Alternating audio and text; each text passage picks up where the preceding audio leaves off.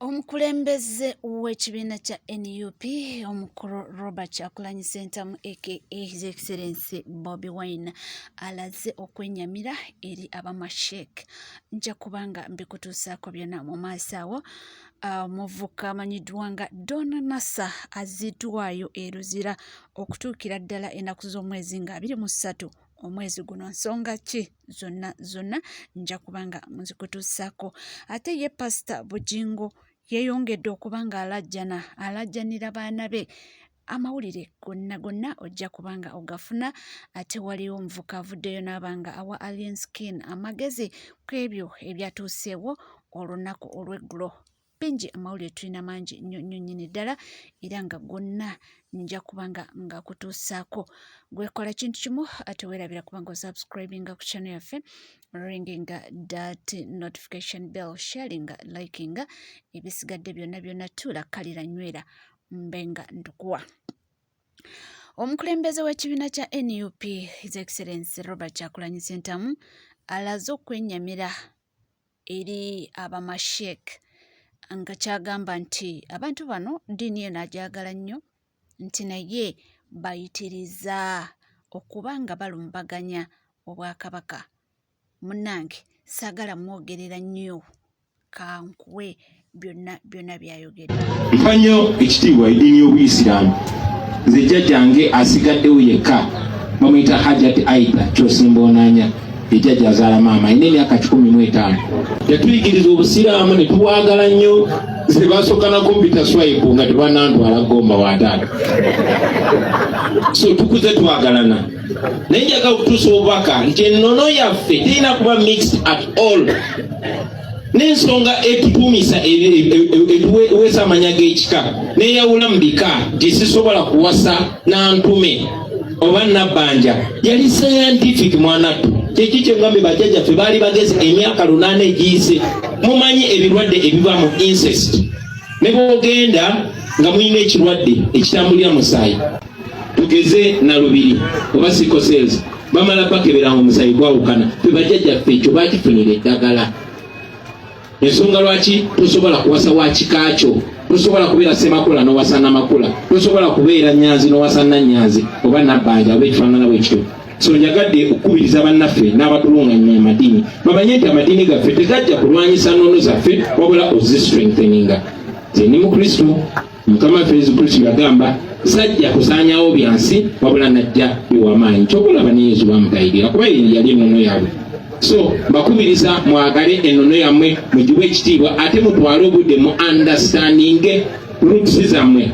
Mumanye nti okumanya ensibuko yaffe n'okumanya ebyafaayo byaffe, number 1 tekuba kweraguza, tebiba bya bulogo. Number 2 tekiba kya busosoze. Tambula yonna omwana w'embogo ng'ebbango liwanise ng'ogamba ndi muzzukulu wa Kaira ndi wa mbogo. Yes, kubanga wano we tusibuka, wano wennyini. Nasembayo okubeera wano nga tuli ne mwannyinaze Robina Nabbanja nga tuze kulamaga mwana wa wano. Wano bakajula bonna beddira mbogo bawano, ba Edward Sekandi bonna bawano, omugenzi Andrew Takome Kaira wano wambogo, muganda waffe Jamiru aliraba Kyagulanyi abamu gwe mmanyi nga Jamiru mukulu wawano, nange ndi wawano. So njagala mujjukire baganda baffe nti awakula ennume tewakula emu. Ebyafaayo bitulaze nti tuze tuva mu kika kino abantu ab'amaanyi ne ku mulembe guno we guli ne bwe tuba tugudde weera bajja kukomawa. Awo nno abadde ku mbaga y'ekika ky'embogo gy'ayogeredde ebyo. Ndowooza meseji ye erikirya, sina kubanga njongerezaako. Naye munnange nga tukyali awo, omukulu Pastor Aloysius Bujingo yeeyongedde okuba nga akaabira baana. Akaabira baana be era akolimira Teddy buli kaseera buli olwakedde. Ne weebuuza ani kalusumba, ani yavaako ebyo byonna bw'abasiiye bino. Waliwo yatwala abaana abange n'abafuula mbu babe mbu yafaayo ennyo, ninze ndabe bw'abagaba. Nakuma kubanga nze nakkiriza Kristo nga manyi nti bijja kumbaako. mu bye yansuubiza Kristo n'okuyigganyizibwa mwekuli. Yaŋŋamba 10 ku 10 plus tribulation. I have experienced it all. And I thank God that I'm alive. Sijja kufa. Ne bw'oba tonjagala, sijja kufa. Awo nno wetugambira nti katandika butandisi. Munnange. Awo nno Teddy ndowooza yeeyongedde kukwata awaluma. Omusajja kati atandise kubanga ayogera ebikankana. Ate nga tuvuddeko ewaliwo omwana muwala ono oba akyali kadaama oba yali kadaama. Mbo n'afuna olulenzi. Olulenzi ne lumusuubiza ensi n'eggulu. Awo nno ye lwatuuka eyo n'atandika okukola omusimbi nga waasindikira olulenzi lwe. Bubeezimbe. Naye kati essaawa eno we njogerera agaakaaba gaakumba. Nange mwami Hamesi Kigulu nfukamidde ndi ku magulu gange wansi Ssentongo omukozi wo mwami Hamesi Kigulu Ssentongo omukozi wo bannange miliyoni zange 12 bannange mbasaba munyambe abalwanirira bakadama nsaba munyambe mwami Hamesi Kigulu Ssentongo we wamuwa edduuka wallahi namuwa ssente zange we najja kutyeyo nakolanga ssente zange nga mugamba twezimbe mwami Hamesi Kigulu nkwegayiridde taata oli mwami muzadde ndi mukyala munaku bannange nsaba buyambi abalwanirira bakadama ssente zange miliyoni 12 Ssentongo akolerawo ku mukozi wo nsaba buyambi nfa. Ndowooza mubiwulidde ebintu birimu akasente akawererako ddala naye tetumanyi. Anyway, engeri gy'akabiridde Hamisi Kigulu ayinza okukikwasaganya engeri gy'agamba nti oli mukozi we. Ate ebya mwana mulenzi Don Nasa munnange olunaku olwaleero aziddwayo e Luzira paka okutuukira ddala ennaku z'omwezi nga 23 omwezi guno gwennyini gwe tulimu. Okusinziira ku poliisi egamba nti tenaba kubanga emaliriza okunoonyereza ku bigambibwa nti akukusa abantu saako n'okukabasanya abaana abato abataneetuuka. So okusinziira ku poliisi egambye nti ekyayagala obudde esooke emalize okunoonyereza then awo investigations we zinaaba ziwedde awo nno we bagenda okuba omulamuzi ng'asinzirira oba oliyaawo okubanga bamusalira naye nga olwaleero aziddwayo e Luzira. Ate waliyo omuvubuka avuddeyo anaaba nga awa Alien Skin amagezi ku nsonga ezo ezaabaddewo n'essaawa ya kakati ziri mu mawulire ezitrendinga. Wowulira advise ye ndabyeko abantu abasinga obungi nga bagamba nti yandibamu ensasi nga oba oliawo agifolowinga bibino. Ng'ennaku z'omwezi 31 Maachi omwaka 2019 rapa amanyikiddwa nga Nipsey Hussle yakubwa amasasi mu Los Angeles wabweru w'edduuka lye eryali liyitibwa The Marathon nakati likyaliyo. Ebimu ku byogerwa abarapa abalala ebigambibwa nti ebiyinza okuba nga byamuviirako okubeera mu tageti. Abasinga bakkiriza nti Nipsey Hussle yalwawo okuva mu kitundu ekyo n'amalamu ebbanga ddene ate nga mwe yali yakulira mwe yakubira Hussle. N'atuuka n'oggula ekizimbe ekyo abe ng'asobola okukiddabiriza nga bw'ayagala okutandikira olugendo lwe olw'okuzimba The Marathon. Nipsey Hussle lwaki mwogeddeko mu situation eno lwa nsonga barapa bangi n'abasajja b'ensinga okugoberera abamu ku basomesa ebyenfuna mu USA abaddugavu aba Annual Leisure baayiga nga bajja ku Nipsey Hussle. Kitegeeza yali w'amaanyi nnyo mu kubanga agezaako okusomesa n'okubangula abasajja abaddugavu abali mu entertainment business ku ngeri gye basobola okubanga balavulaginga brand zaabo okubanga bakola ki okubanga bakola. Keyword mu kino mu kitundu mwennyini mwazaalwa mwe yakulira mwe yayagala atobere mwe yayagala akulaakulanye mwe baamuttira baamukuba lipooti egamba he was shot at least 10 times omuntu n'akkuba amasasi emirundi 10. Omugenzi Moses Radio bwe yafa ebimu ku bye twasookanga okwebuuza erinnya lya Kabaala nga teritegeerekeka kalirudda wa ki ekyawaliriza muze radio okugenda eyo kwe kubanga bajja bazimba stories za Simanya atono omukyala n'amukubira ate kino bwekiba bwekiti ne kisigala nga nakyo kisigadde mu bbanga tekikola ki tekitegeerekeka. Alien Skin kkiriza oba gaana oyina ebifo byo outgrowing. Lwaki bino mbyogerera ano nga nandibadde mbigamba lwa nsonga eriyo ba Alien Skin abalala bagenda okubanga bakola mu industry nga bayina okumanya time etuuka ng'eriyo ebifo byo outgrowing nga you have to move on. Oli kumpi nnyo n'ekitundu mwe wakulira mwe watoberanga kitegeeza risiki z'abantu okukukyokoza nga bo bakkiriza nti kyewafuna oba tokigwano batyo obengeri endala zonna obyokukukyokozaako bingi. Bobi Wine yakulira Kamwokya naye yazimba Magere. Jose Chameleon yakulira Kawempe yazimba Seguku. Bebe Cool Wekanyanya yazimba Ntinda. Waliwo ensonga lwaki abantu abo bewa distance okuva gye baazaalibwa oba gye bakulidde gye baali babamanyi ne babanga bagenze mu bitundu ebirala. Olwaleero omu ku bayimbi boyinza okugamba ku ba Big Three eyalina limited cases oba scenarios eza violence ye Bebe. Bebe yeri strain nze n'azimba brand ye ng'eriyo ebifo gy'otasuubira kumusanga. Kiyinza okwogera ku background ya family mwe yakulira naye ate waliwo w'otuukira ng'oteekeddwa okwapulayinga ebintu ebimu ku biringa ebyo. Alien Skin lwasembayo okubeera mu kafo akalinga ke wabaddemu ke mwafuniddemu obuzibu nti ono abakasukidde eccupa era ojjukira waaliwo olutalo wakati wammwe ne Fiiki Gaza. Okwewala ebintu ng'ebyo okyusa mu bifo mw'okyakalira oba n'onwerako ewuwo waliwo bwe kituuka nga ggwe kennyini nga CEO oba nga principal w'abantu oteekeddwa okwebeerera mu kulwa ggwe nabo kubanga bo singa banaabawo ekigezaako okutuuka kubagenda kuliyakitinga ekigenda okuva mu ebyo byonna ze repercussions ze tugenda okutunuulira oluvannyuma ng'abantu okkeera ku makya ne bagoberera ewuwo ne bajja bakasuka amayinja mu kikomero omubeera abaana abato omubeera famireyo omubeera mukyalawo omubeera maamawo ng'ovudde ne ku ebyo nammwe kennyini ejjinja lya bulabe singa liba likutudde ku mutwe. Mu kaseera kano Alien Skin olina okwegendereza ennyo kubanga okimanyi bulungi naawe nti bantu bangi eriyo agenda okukyokyokereza ng'akwagalako masannyalaze ga ndongo eriyo agenda okukyokyokereza ng'akwagalako masannyalaze ga byabufuzi. Alien Skin kino oba obadde tokimanyi eriyo n'omusirikale ali awo nga ye yeesunga olunaku lwe lukeera nga yafunye omukisa ogugenda okuteekako empingo.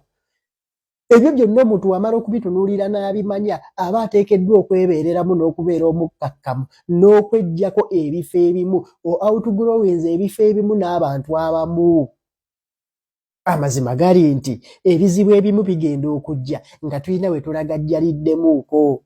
Ebimu ku bikumye Alien Skin okubanga atambuza obulamu bwe nga bwabutambuza kye kintu kya going straight home nti amaze okuyimba ku hamu ensi yonna n'emulaba ng'avuza agenda wuwe.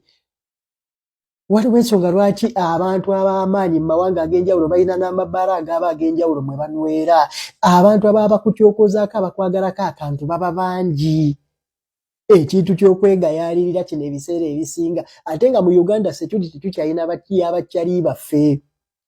Bali abasajja balina professional security nti abasajja batendekebwa mu kubanga ba security man naye ate nabo balina ensobi ze beewala mu butabeera nnyo mu crowds. Abasajja balina ensonga lwaki tebabeera nnyo mu crowds babaako ne bye beewala ebisobola okubanga bibatuukako ne bibaleetera obuzibu. Gwe Alien Skin eriyo akulaba ng'obugagga bwe buli mu ggwe ng'ateekeddwa okukyokooza. Eriyo n'ayinza okukeera ku makya n'ayagala okuseetinga mob. Ekimu ku bigenda okutaasa ebyo kwe kulonda obulungi ebifo gy'okiringira. Eriyo ebifo ebitagenda kubeeramu kavuyo ako. At least mugule omwenge gwammwe mugule enjaye yammwe mugule akakola kammwe mubinywere ewaka mwekubirekerere yammwe eyo. Anaabalumbe yaba abalumbyewa naye no mbubaalabaala obuliroko nti oli anwedde bbiya we oli anwedde walagi we wa nnusu bina ajja akutinkula akutwale mu lutalo olugenda okufiiriza obukadde oba olugenda okusuula obulamu kibi. Eriyo ebintu ebimu nga ba principles bateekeddwa okwebeereramu n'agamba nti wano sitalawo. Ku lw'obulungi bw'abendi nabo ne benyiza okufiirwa ne repetition yange. Alien Skin you have outgrown obufo obumu mu Makindye.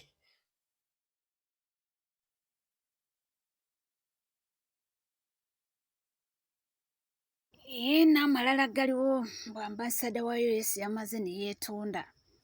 Enze ago mbadde sinagategeerako naye gaagano waliwo agatuwa mu bojjovu mbeera bakkiriza ne bagamba nti tebagenda kubanga baddamu okwetumiikiriza ebibatakwatako bajja kusigala nga bakola ebyabaleeta n'esi kwetuminkiriza mu ebyo bitabakwatako. Abaayi, ambasada yeetonze. Banji mwagambye nti ambasada wa America tagenda kwetondera ammi ya Uganda. Naye olunaku lw'ejjo ba envoys baavudde mu America ku ssaawa 9 ez'ekiro ne basisinkana President Museveni n'abagamba, don't make us think that we harbour enemies in our own country. You've got to work with us, not to fight us, not to go against us. Ako kabagezi bokka. Kati it's time now tuwawule politics ne governance. Politics muzannyo ogukuma government. Politics yengeri joyitamu okugenda mu government. Government yebeera efuga. Kati gwe omanye politician asinga President Museveni mu kuzanya politics, okyali dambu nnyo. Enensi Uganda efugwe bana Uganda. Enensi Uganda eyina government ey'amaanyi. General Muhoozi onakulala yamproving the right nti he is one of the strongest generals wano mu Africa. Bagambye mutagenda kwetonda ambassador wa America. Naye finally balese ekiwandiiko bagazira ku tweet yaabwe ne bawandiika in a diplomatic way nga beetondera Uganda nti bagala kuddamu kuyinza mimwa gyabwe mu constitution ya Uganda na kugenda nnyo mu bitaabaleeta. Bagezezaako nnyo okwandamaininga nga Uganda beefudde mbu bakola ne Kyagulanyi balumirwa omuntu wa wansi yeti nakyo sense bo baagala kuyisaawo byabwe. Essaawa yeeno loza kati mutegedde super general ne propagandist Sabasias anti America loza mutegedde omuna Uganda yaani ne muddawo ne muwogana era Muhoozi tasobola kwetoneza gundi ambassador wa America. Who told you? Oguninyoko teyetonze zanyanze for God and my country. Tiye Mathias Mpuuga ye bakyamuli bubi bakyamusabula left right center. Era ng'omwana kugambye nti essaawa ya kakati afuba nnyo okumatiza buli omu naye kinaasoboka bibino. Kati Mpuuga essaawa eno operatinga ng'ekkazi eriremeddwa obufumbo. Ekkazi bwe riremu obufumbo limakinga sure nti buli lifuna chance lino kakasensi nti omusajja oyo eki ye yali omubi ze nali ngumidde bingi. Naye ng'omusajja yakusanga wano n'akuteeka kweno level. Akuteeka kweno level amanyi nti kati future yange tugenda gitambuza noono tutambuze ekintu kyaffe. Then on the way n'agenda akizuula nti nti ntambula nzira eno ne munnange gwe ntadde wano tutambule ffena atambula ddeeno. Nakulabyo complaining simanyi ku organizing anga meetings zinaziwotalinga down. So they spent 2 years fighting me as a lawyer. I would organize meetings, invite him in parliament and outside parliament to address them. So we would come and then water down the importance of the meeting. Okay, if what we are saying is true, nti meeting yaziwotalinga down, what would you expect from a person? Abadde amanyi nti mutambula mwenna n'akizuula nti ate kati olina by'okukuta nabyo nga by'okukuta nabyo temugenda bibenefitinga muwabula nga gwe oyagala ku benefitinga gwe nga gwe ayinza osigala nga akwesiga. Mupanze ekintu kyammwe mutambula mwenna then ogenda okulaba nti munnaye future gye mupulaninga n'omuntu nti that person wants to settle for less ayina ye ebyo byatandisa okukuta nabyo. Kitegeeza kati ye atandika okulaba nti gwe oli extra baggage takyalina future naawe.